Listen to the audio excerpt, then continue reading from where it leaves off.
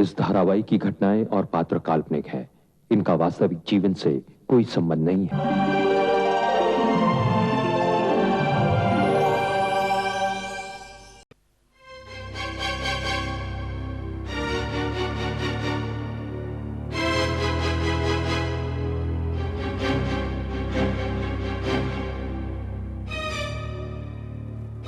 क्या हुआ? कुछ बात बनी या नहीं? अरे रत्ना, वो एक बहुत ही बड़ा शातिर, बदमाश और गिरा हुआ इंसान है जिसका नाम है डॉक्टर गजेंद्र।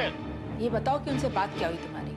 अरे वो चाहता है कि मैं सारा का सारा इल्जाम अपने सर पर लेकर गिरफ्तार हो जाऊं और उसका नाम तक न लूं। तुमने क्या सोचा? अरे मेरे सोचने समझने की बात ही क्या रह जाती है रत्ना। मैं अकेले गुनहगार नहीं हूँ। अरे अगर मैंने चोरी की है तो डॉक्टर गजेंद्र के कहने पर। उन्होंने ही मुझे चोरी करने के लिए मजबूर किया था। लेकिन चड्ढा साहब ने तो तुम्हें पकड़ा है ना? अरे इसका क्या मतलब हुआ? मुझे पकड़ा है तो क्या मैं डॉक्टर गजेंद्र का नाम भी नहीं लूंगा? रत्ना, अब मुझे किसी बात का डर नहीं है। मैं अकेले इस गुनाह के बोझ को उठाने के लिए तैयार नहीं हूं। अच्छी तरह से सोच लो, डॉक्टर गजेंद्र बहुत बड़े आदमी हैं। अगर तुमने उनका नाम अपने साथ घसीटा तो वो इसे बिल्कुल बर्दाश्त नहीं करेंगे। मैं चुप रहकर सब कुछ बर्दाश्त कर जाऊं? क्या तुम ये चाहती हो? अब चड्ढा साहब को तुम्हारे खिलाफ जो कुछ भी करना है वो तो वो करेंगे। ऐसे में किसी और को फंसाने से क्या फायदा? रत्ना, अरे तुम मेरी पत्नी होकर डॉक्टर गजेंद्र की तरफदारी कर रही हो। तुम्हें अपने पति की बदनामी, उसकी गिरफ्तारी की कोई चिंता नहीं? चिंता है, इसीलिए तो मैं कह रही हूँ कि डॉक्टर गजेंद्र चड्ढा साहब के बहुत अच्छे दोस्त हैं। अगर तुम गिरफ्तार हो भी गए तो वो तुम्हें छुड़ाने का पूरा बंदोबस्त करेंगे। नहीं रत्ना, नहीं। अरे एक बार गिरफ्तारी हो गई ना तो बहुत बदनामी होगी मेरी, बहुत बदनामी। अरे मैं उनके घर मदद मांगने के लिए गया था, लेकिन उन्होंने मुझे बेइज्जत करके घर से निकाल दिया। रत्ना, इस चोरी के लिए मैं अकेला जिम्मेवार नहीं हूँ। डॉक्टर गजेंद्र भी इसमें बराबरी के हिस्सेदार हैं। और ये बात सबको मालूम पड़नी ही चाहिए। यानी कि खुद तो डूबे ही हुए हो, साथ में दूसरे को भी डुबोने की तैयारी कर रहे हो। ऐसी गलती मत करो रत्ना, क्योंकि ये सारी गलती डॉक्टर गजेंद्र की है। ऐसे लोग बहुत ही खतरनाक होते हैं रत्ना। अरे उन्होंने मुझे चोरी करने के लिए उकसाया। ऐसे मुखौटा लगाए हुए लोगों का पर्दाफाश होना बहुत जरूरी है। देखो, अब मैं तुम्हारी या किसी की एक नहीं सुनने वाला। तुम में और डॉक्टर गजेंद्र में कोई फर्क नहीं है। तुम्हें मुझसे ज्यादा डॉक्टर गजेंद्र की पड़ी है। मैं पूछता हूं, आखिर वो लगता कौन है तुम्हारा? जब से उसका साथ हुआ है मेरी जिंदगी का सुख चैन छिन गया है रत्ना। ठीक है, तो फिर जो मर्जी आए वो करो। मैं तो सिर्फ ये कहना चाहती थी कि अगर तुम चुप रहते तो हो सकता था कि डॉक्टर गजेंद्र तुम्हारी इस चुप्पी की बहुत बड़ी कीमत चुकाते। मेरी इज्जत चली गई, मेरी ईमानदारी और भरोसा टूट गया, और तुम्हें कीमत की पड़ी है। मैं पूछता हूँ, तुम जैसी औरत का कोई दीन ईमान है या नहीं? बकवास मत करो। मैं चड्ढा साहब को जाकर सब कुछ साफ साफ बता दूंगा। मुझमें इतनी ताकत नहीं है कि मैं इस पाप को अकेला ढो सकूं। डॉक्टर गजेंद्र इसमें बराबरी के हिस्सेदार हैं और उन्हें इसकी सजा भुगतनी ही होगी रत्ना, भुगतनी ही होगी।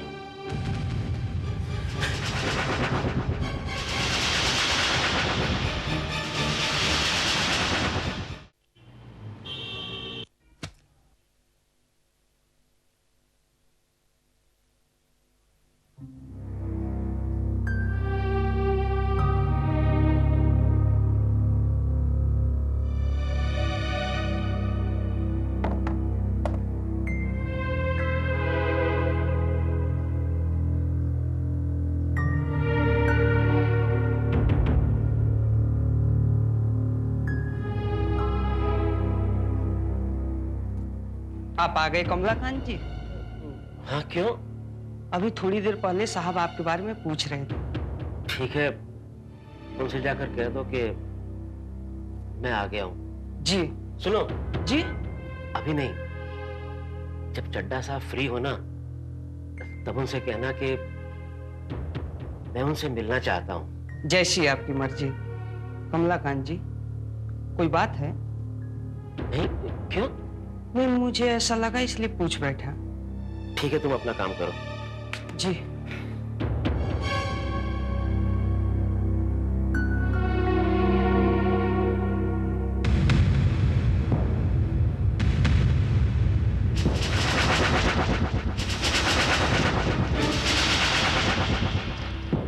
नमस्ते सर। नमस्कार चड्ढा साहब। अरे डॉक्टर साहब, आप यहाँ अचानक? बस ऐसे ही अचानक आना हो गया। बैठिए आप। हाँ चड्ढा साहब, अचानक ही आना हुआ। मैंने सोचा कि अगर आने में मैंने कहीं देर कर दी तो शायद आपकी परेशानी बढ़ जाए। मैं कुछ समझा नहीं। समझ में तो ये बात मेरे भी नहीं आई चड्ढा साहब कि ऐसा कोई कैसे कर सकता है। आप वाकई बड़े सीधे आदमी, मगर कोई आपकी आंख में धूल झोंके ये मुझे बर्दाश्त नहीं। आप किसकी बात कर रहे हैं? आपकी कंपनी में कोई एक ऐसा आदमी है जिसे हम दोनों की दोस्ती का पता नहीं। उसने ये कभी नहीं सोचा कि आपके साथ बेईमानी करने का मतलब है मुझसे भी विश्वासघात करना। डॉक्टर साहब, साफ साफ बताइए प्लीज। मुझे तो हैरानी हो रही है चड्ढा साहब कि आपके ऑफिस में ये सब चल रहा है और आपको इसकी भनक भी नहीं है। आपके ऑफिस का आदमी आपके ऑफिस से स्वर्ण भस्म चुराकर मुझे सस्ते दाम में बेचना चाहता। क्या? हाँ चड्ढा साहब, मैं चाहता तो बहुत आसानी से खरीद सकता था, लेकिन मैं आपका पुराना दोस्त हूँ, इस नाते मेरा फर्ज था कि मैं आपको बता दूं। कौन है वो आदमी? आप मुझे उसका नाम बताइए। आपको अभी तक नहीं पता चला? आप बताइए तो सही, आखिर कौन है वो? चड्ढा साहब, वो धोखेबाज, बेईमान, शरीफ चोर है कमलाकांत। कमलाकांत? हाँ कमलाकांत। उसने जो स्वर्ण भस्म मुझे दी थी वो मैं आज आपको लौटाने आया हूं चड्ढा साहब। इसका मतलब कमलाकांत स्वर्ण भस्म चोरी करके आपको बेचना चाहता था? बेचना चाहता था नहीं, बेचने की कोशिश की। उसने ये स्वर्ण भस्म काफी दिन पहले लाकर मुझे दिया था और बोला था कि और लाकर दो, और मैं चाहता था तो मैं चुपचाप उसे खरीद सकता था, लेकिन मैं जानता हूँ डॉक्टर साहब, आप मेरे दोस्ती की खातिर मेरे खिलाफ कमलाकांत की बेईमानी में शामिल नहीं हो सकते। एक तरफ आप हैं जो मेरे लिए इतनी ईमानदारी दिखा रहे हैं, और एक तरफ वो कमलाकांत जिस पर मैं कितना भरोसा करता था। उसे मैंने चोरी करते हुए रंगे हाथों पकड़ा है। अभी आपके सामने बुलाकर पूछता हूं उससे। अरे नहीं चड्ढा साहब, मैंने आपको सच्चाई बता दी है, पूछताछ आप बाद में कर लीजिए। नहीं डॉक्टर साहब, उसे पता चलना चाहिए कि लोग उसकी तरह नीच और धोखेबाज नहीं हो सकते। Yes sir. कमलाकांत को अंदर भेजो। Okay sir. कमलाकांत जी, आपको साहब ने बुलाया है। ठीक है, चलो मैं आता हूँ।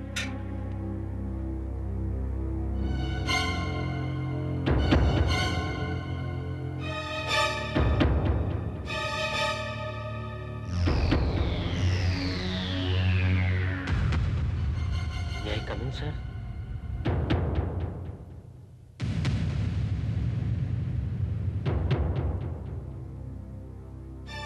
कमलाकांत, तुमने पहले भी ये स्वर्ण भस्म चुराकर डॉक्टर साहब को बेचने की कोशिश की?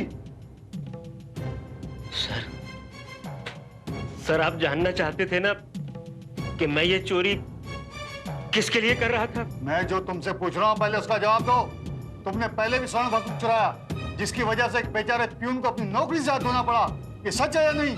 लेकिन सर ये चोरी मैंने अपने लिए नहीं की थी सर। तुमने चोरी की या नहीं? हाँ या ना में जवाब दो। बोलो, चुप क्यों हो? हाँ सर, चोरी तो मैंने की थी सर। और तुम ये चोरी किए स्वर्ण भस्म को ले जाकर डॉक्टर साहब को बेच रहे थे? नहीं सर, ये सरासर गलत है। मैं तो इनके पास। कमलाकांत जी, आपने मुझे पहचानने में भूल की है। आपने मेरी दोस्त की कंपनी से जो स्वर्ण भस्म चुराया था, आपने क्या सोच लिया कि मैं उसे खरीद लूं? मेरी दोस्ती कंपनी से आप चोरी करेंगे और मुझे ही बेचेंगे, तो मैं तो चुप नहीं बैठ सकता। सर ये झूठ है सर। मैंने। अब तुम चुप हो जाओ कमलाकांत। तुम्हारी सारी चालबाजी और धोखाधड़ी सामने आ गई है। मैं तुम्हें अभी पुलिस के हवाले करता हूँ। अरे नहीं चड्ढा साहब, ऐसा मत कीजिए। पुलिस के हवाले करने से आपकी बदनामी। तो आप क्या चाहते हैं, मैं ऐसे आदमी को बगैर किसी सजा के छोड़ दूं? सच्चाई का हमें पता चल गया चड्ढा साहब, ये सबसे बड़ी सजा है इसकी। अब ये आदमी हम लोगों के सामने मुंह नहीं उठा सकता। तुम इसी वक्त यहाँ से निकल जाओ कमलाकांत। मैं तुम्हें इस कंपनी की नौकरी से सस्पेंड करता हूँ। Get out. सर मैं सच कह रहा हूँ सर, मैंने चोरी। निकल जाओ, अभी निकल जाओ, वरना धक्के मार कर तुम्हें निकाल दूंगा। सर आप मेरी पूरी बात सुन लीजिए सर। मैंने कहा ना निकल जाओ, आउट यहाँ से, गेट आउट।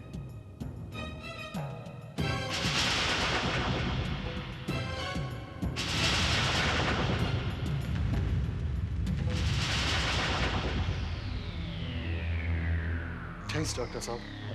चड्ढा साहब, इसमें थैंक्स क्या बात है? दोस्ती में थैंक्स नहीं, ईमानदारी जरूर। अच्छा बात, चल ओके।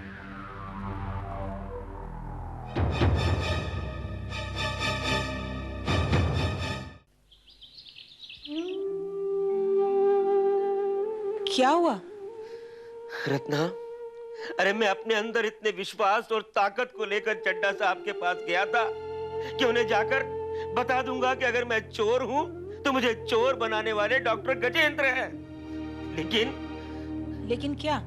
अरे लेकिन चड्ढा साहब से डॉक्टर गजेंद्र ने मुझसे पहले मिलकर सारे मामले को ही पलट कर रख दिया। क्या मतलब? तुम तो ऐसे पूछ रही हो जैसे तुम्हें कुछ मालूम ही नहीं है। मुझे कौन बताएगा? अरे तुम जैसी औरत को पहचानने में मुझसे थोड़ी देर हो गई रत्ना। तुम ऊपर से जितना सती सावित्री बनती हो ना, मैं अच्छी तरह से जानता हूं कि तुम अंदर ही अंदर डॉक्टर गजेंद्र से मिली हुई हो। क्या बक रहे हो तुम? जो भी मुंह में आता है बोलते चले जाते हो। ऑफिस में क्या हुआ बताओगे मुझे? मेरी किस्मत में बर्बादी लिखी थी और मैं बर्बाद हो गया। उस डॉक्टर गजेंद्र ने गिरगिट की तरह रंग बदला और मैं कहीं का नहीं रहा। क्या मतलब? मतलब ये रत्ना कि उसने सारा का सारा इल्जाम मुझ पर डालकर ये साबित कर दिया कि मैं चोरी करके स्वर्ण भस्म उसको बेचने के लिए गया था। मैंने तुमसे पहले ही कहा था कि डॉक्टर गजेंद्र से मत उलझो। उनकी चड्ढा साहब से अच्छी खासी दोस्ती है, वो कुछ भी कर सकते हैं। उसने आज ये साबित कर दिया कि मैं बहुत ही बेईमान, नीच और गिरा हुआ चोर हूँ और खुद को बाइज्जत बड़ी चालाकी से बाहर कर लिया। अब क्या होगा? अरे अब होना क्या है रत्ना? जो कुछ भी होना था वो तो हो चुका। चड्ढा साहब ने मुझे नौकरी से बर्खास्त करके ऑफिस से बाहर निकाल दिया। मैं एक चोर और एक गुनहगार साबित हो गया और ये सब उस डॉक्टर गजेंद्र की वजह से हुआ है। डॉक्टर गजेंद्र की वजह से मैं उस आदमी का खून पी जाऊंगा रत्ना, खून पी जाऊंगा। अब ऐसी कोई गलती मत करना जिससे कि मामला और बिगड़ जाए। नहीं रत्ना नहीं, मैं उसे छोड़ूंगा नहीं। अरे चोर तो मैं बन ही गया हूँ, अब उसे मारकर हत्यारा भी बन जाऊंगा और फांसी के फंदे पर लटक जाऊंगा। डॉक्टर गजेंद्र मेरे हाथ से बच नहीं सकेगा। पागल मत बनो। पागल तो मैं हो चुका हूँ रत्ना, पागल तो मैं हो चुका हूँ और अब मैं कुछ भी कर सकता हूँ, कुछ भी।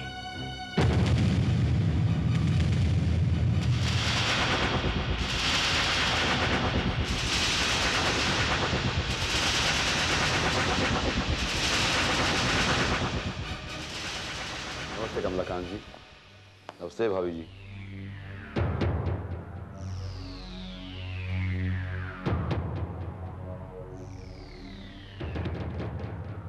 क्या बात है, आप लोग इतने खामोश क्यों हैं? कुछ बात हो गई है क्या? ये नाटकबाजी बंद करो डॉक्टर गजेंद्र। आज मैं अच्छी तरह से जान गया हूँ कि तुम कितने नीच, कमीने और गिरे हुए इंसान हो। अरे तुमने तो अपनी आत्मा तक बेच खाई है। चोरी करते हुए पकड़े गए आप और आत्मा मेरी बिक गई। सुन रही हैं आप? तुम ये अच्छी तरह से जानते हो डॉक्टर गजेंद्र कि ये सब मैंने तुम्हारे कहने पर किया था। इस चोरी का बोझ भी उठाओ, मैं तुम्हारे गुनाहों में कहां शामिल हो गया? डॉक्टर गजेंद्र, अरे ये तुम्हारा ही गुनाह है जिसकी सजा मुझे मिली है। तुमने मुझे फंसाया है। हंसता वही है कमलाकांत जो कमजोर होता है। मैंने तो तुम्हारी कमजोरी दूर करने की बहुत कोशिश की, लेकिन तुमने कुछ सीखा समझा ही नहीं। तू मुझे सिखाएगा डॉक्टर गजेंद्र? अरे मेरी बहुत बड़ी गलती हो गई कि मैं तेरी बातों में आ गया। गलती की है तो उसे भुगतो,